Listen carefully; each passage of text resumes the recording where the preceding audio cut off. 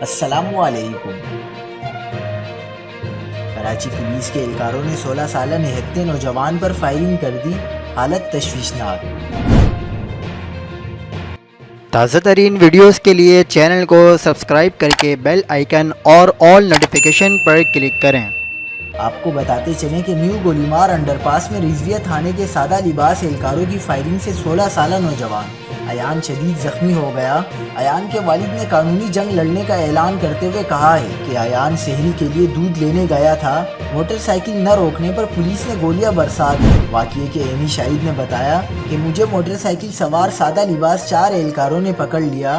ایان نے سادہ لباس اہلکاروں کو دیکھ کر اپنی موٹر سائیکل موڑ لی تو اس پر سادہ لباس اہلکاروں نے فائرنگ کر دی، جس سے وہ گر کر زخمی ہو گیا۔ ایان کے دوست اور اینی شاہد اویس کے مطابق میں منتیں کرتا رہا کہ ایان کو اسپتال لے جانے دو، لیکن رضویہ تھانے کے سادہ لباس اور باوردی اہلکار اس کی ویڈیو بناتے رہے۔ اس موقع پر ایان کے والد نے اسٹیڈیم روڈ پر واقع نجی اسپتال کے باہر میڈیا سے گفتگو کرتے ہوئے کہا کہ ایان کی حالت تشویشناک ہے، اس کے جسم کا نچلا حصہ کام ہی نہیں کر رہا۔